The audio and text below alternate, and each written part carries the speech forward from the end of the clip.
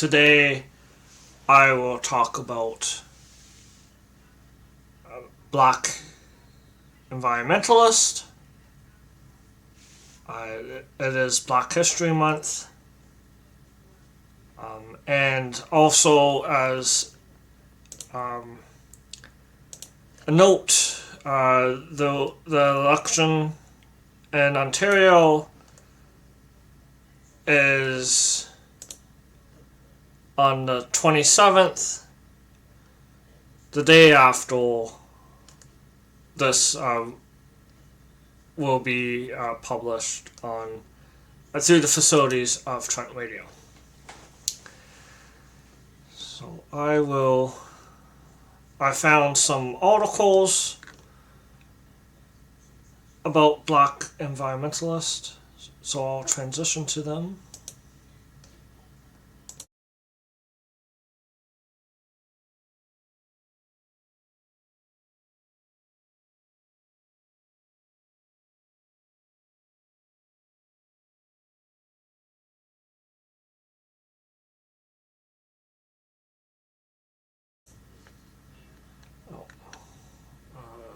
I just have to get to the right screen.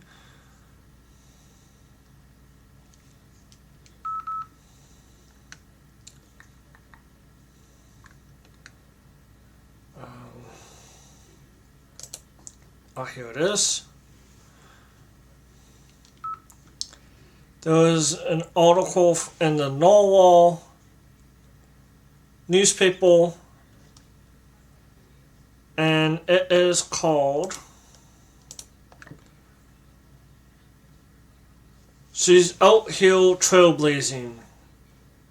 These 10 Black Environmentalists Are Building Community" by Serena Austin.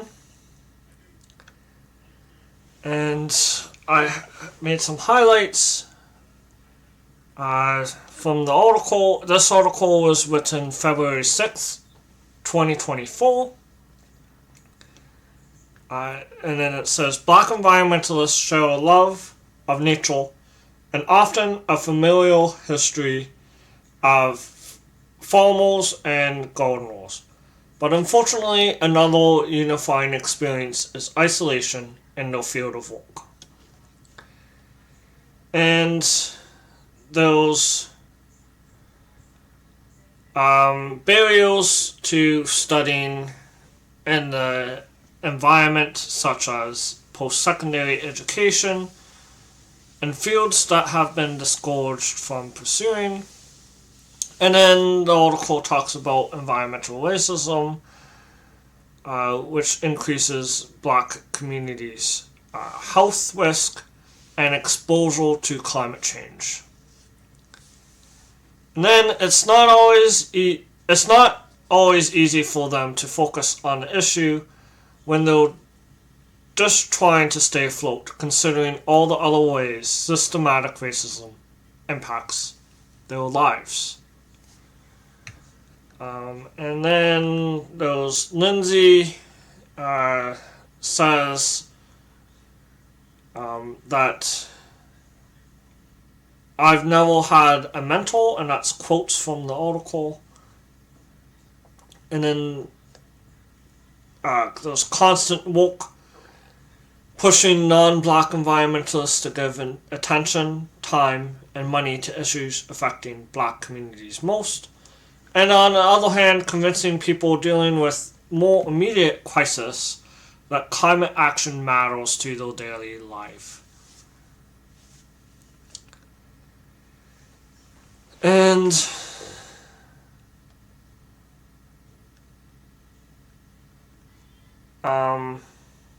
there's Lindsay, he co-funded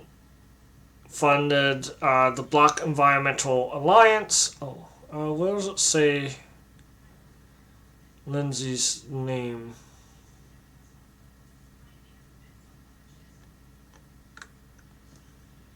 I'll read it. Julius Lindsay. Lindsay is the last name. and Julius Lindsay is the Director of Sustainable Communities for the David Suzuki Foundation. And he has nearly 2-decade-long career in the environmental sector, but has never worked with another black person.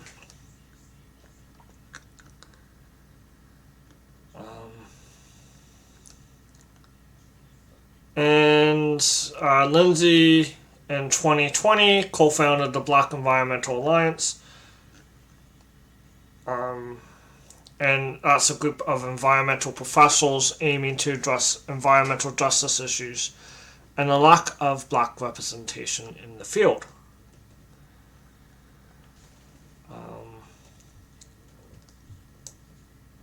And then I'm just going to copy Chuck. And then those Chuck. I'm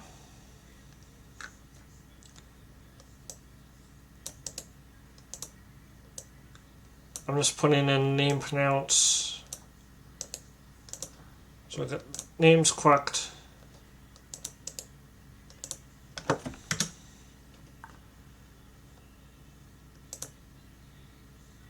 Odenigbo. Odenigbo. So Chuck Odenigbo was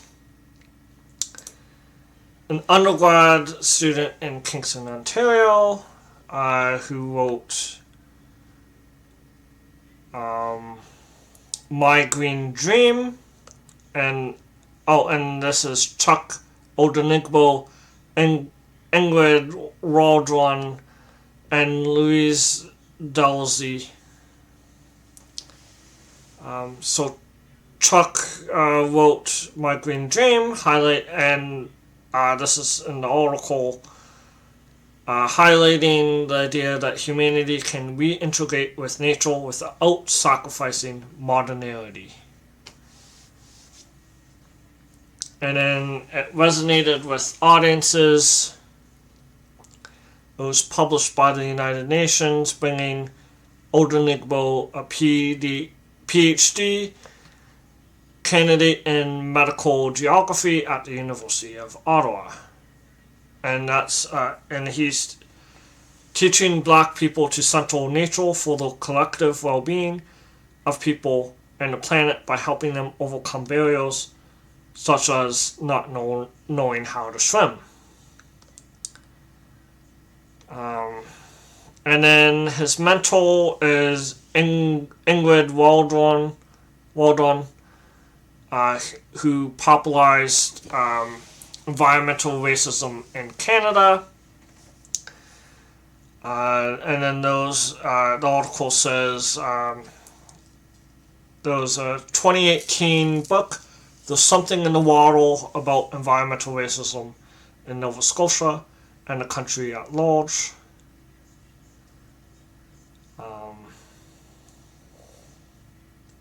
And I think, it is important to know whatever your career is, or passion, field of study, you should know black people in that field of study. And I think if you're studying environment or passionate about environment, Ingrid Waldron is a person that you should learn about, especially in the environmental sector. And then there's a quote highlighted: "Nobody has ever asked us before, how do you think climate is going to affect you?" And that's from Nova Scotia activist Louise Dalsey and researcher Ingrid Waldron. And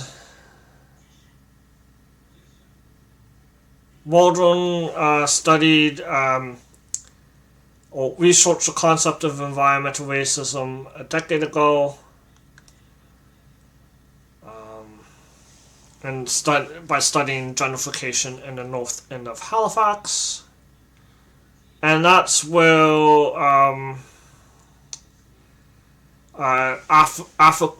there's a story of Africville, where a lot of discrimination occurred.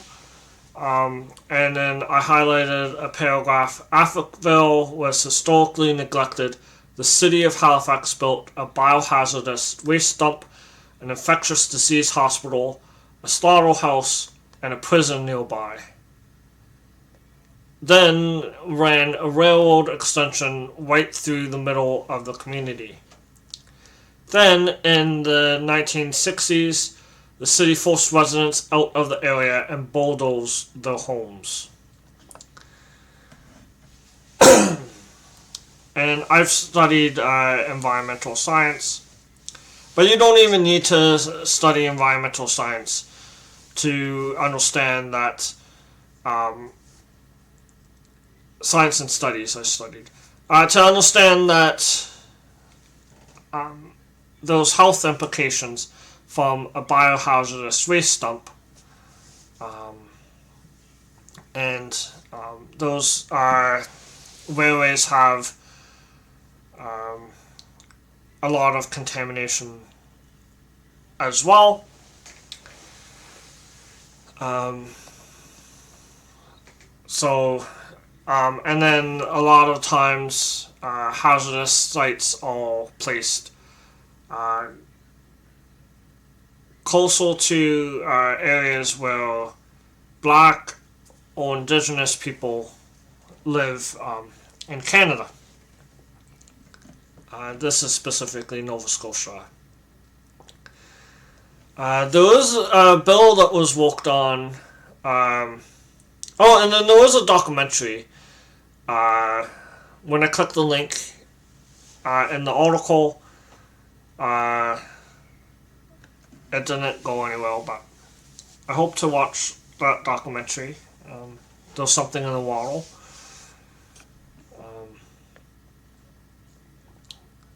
It was at a film festival. There was worked on Bill C-22, the National Strategy for Respecting Environmental Racism and Environmental Justice Act, which has passed. I think I made a video about that on my YouTube channel. If I didn't, then I'll find it. Make a video about it. And then basically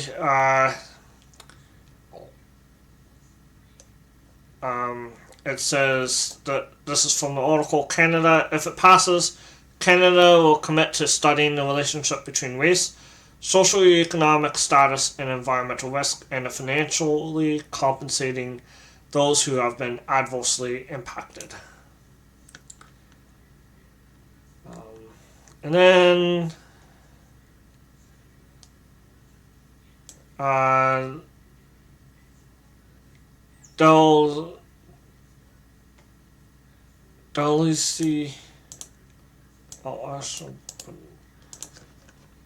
put this name into the name pronounce.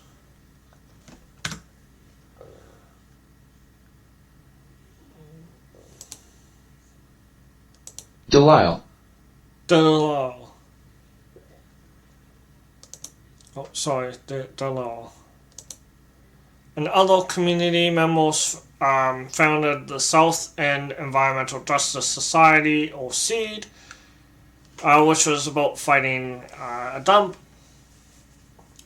And if you follow environmental justice, you know that, as I said earlier as well, that there was a higher impact on black people and indigenous people. And then they worked to get the dump closed. And the dump is something that's not covered. It's different than a landfill. And there's more contamination with the dump than the landfill. But the landfill still has contamination as well. Or there can be.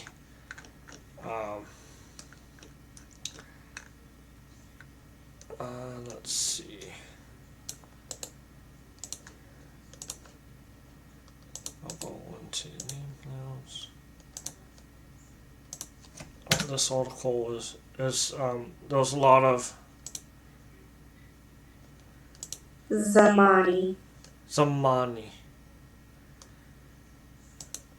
Zamani Ra and Violet Mawson.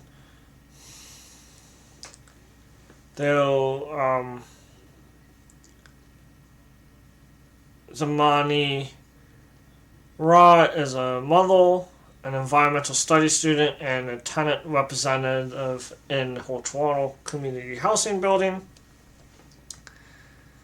And she noticed her neighborhood was being impacted by erosion and flooding and began organizing sessions to inform residents about climate change and what they could do to try to address it.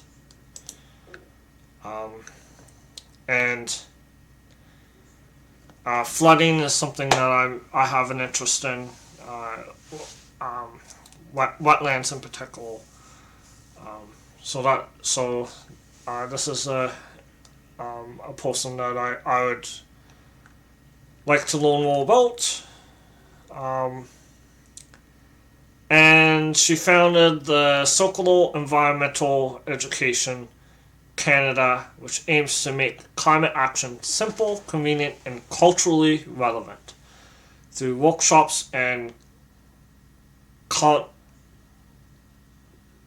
consulting services.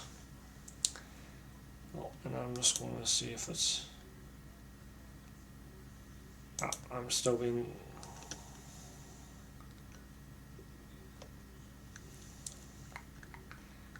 And Kiana Bonnock and I'm just going to go to the name pronounce.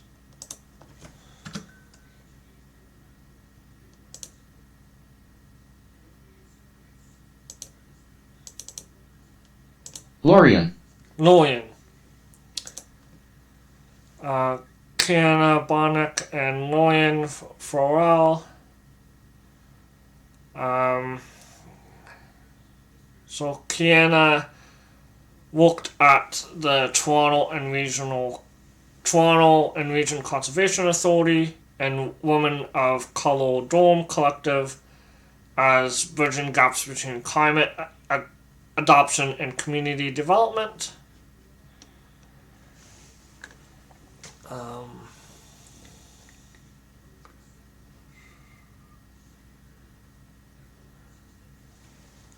And then I missed highlighting something.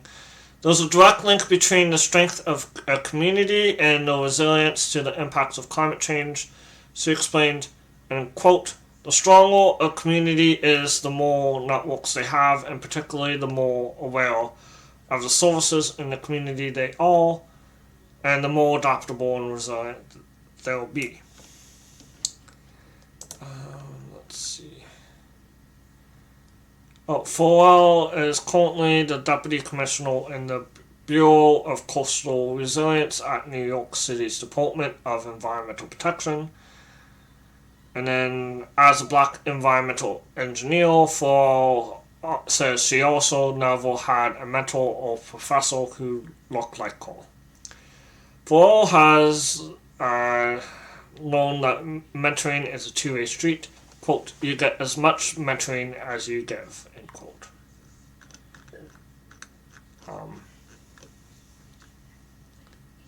Yeah, and then Peter,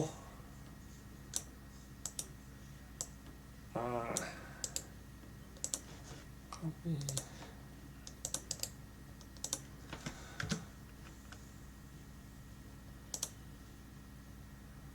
Soroy. Soroy. Peter Soroy and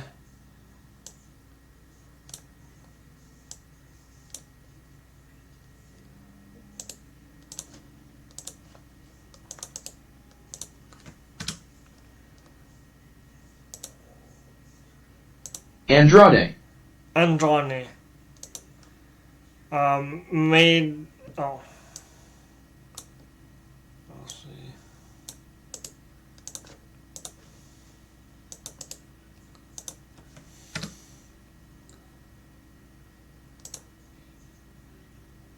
Mediane. Medine. So Peter Soroy had a PhD. Has a PhD researching the effects of climate change on bumblebees and butterflies. And now a conservation biologist at the Ottawa with Wildlife Conservation Society Canada, identifying key areas for preserving biodiversity. Let's see. And wanted to make science accessible, including as a host of nature of things. Andrade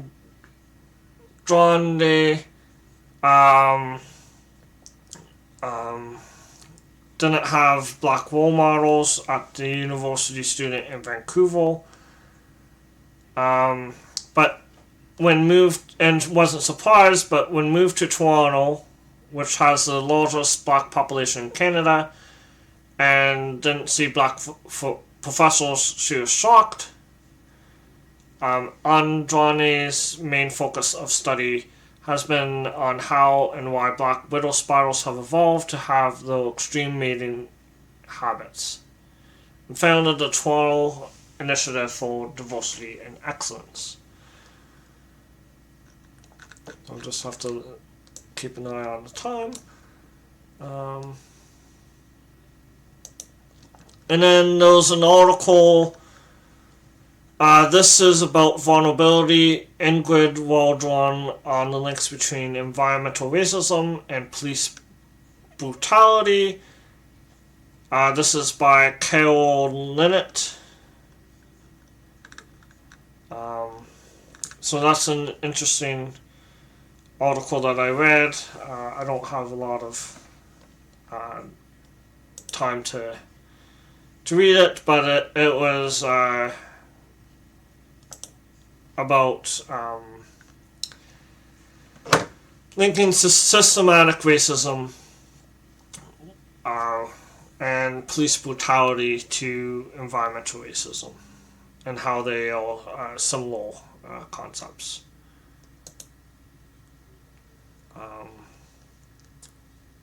I should do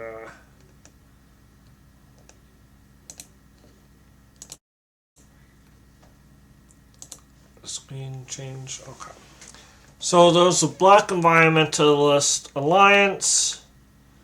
They have a vision. Black Environmentalist Alliance aims to harness, amplify, and reinforce the skills of black environmental professionals to champion, build community, and pursue environmental justice. And the mission is the Black Environmentalist Alliance supports and elevates black people in the profession, provides a safe space for peer-to-peer engagement to have real conversations and share experiences, advocates for the black community and environmental justice. And then there's the Canadian Black Scientists Network. And then I have made on SoundCloud an episode called Highlighting Non-White Environmentalists. This was 4 years ago. So if you want additional context, I have an episode on SoundCloud. I ran out of space, so that's why I stopped posting on SoundCloud. But I have an episode from, if you type environmental soup, highlighting more non-white environmentalists. There was another novel article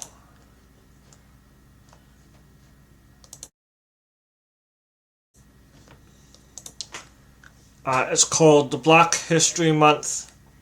Let's Remember Nature is for Everyone. Oh, this Black History Month. It's by Denise Balkinson. There was someone from the 20th century,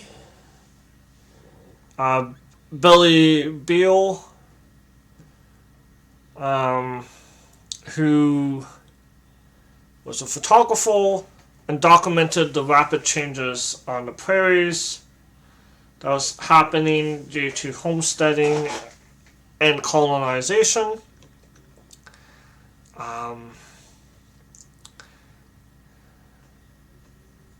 There was another photographer, Ryan Wilkes, had a vibrant photos of soon-to-be renamed warblers and hummingbirds, all evidence of how old and pervasive that racism is. And then Borders, who spoke to Emma in an article, have felt dismissed and occasionally unsafe while simply trying to enjoy the natural world. And then there was a quote, nature is for everyone, and dismantling the many barriers to accessing it is a climate imperative. And let's see. So I'll end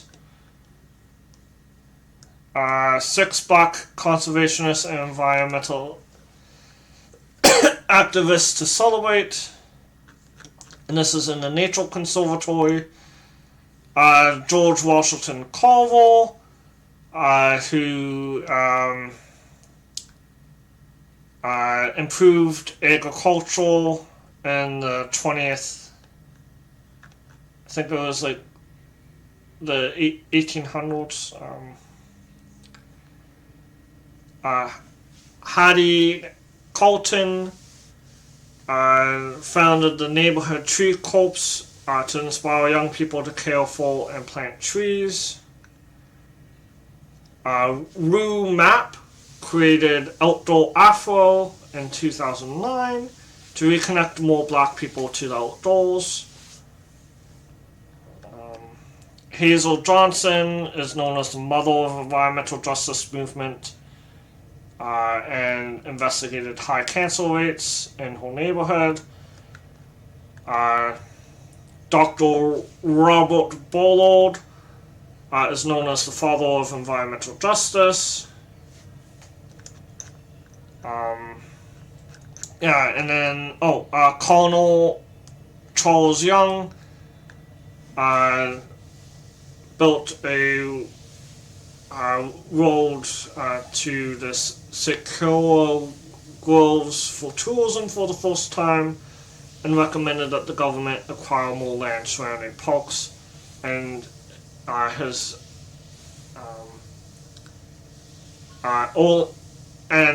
a legacy with all the negotiations with landlords to sell.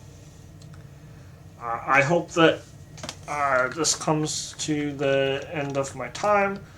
I hope that you have a good rest of your week. And please remember to vote in the Ontario election on the February 27th. If you feel inclined to do so. And thank you for listening. And I also hope that you read about, I encourage you to read about Black environmentalists throughout the year, or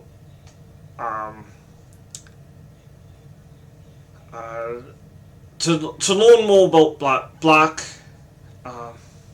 people. And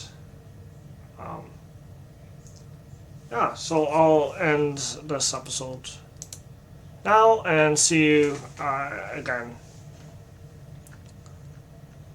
on a different day.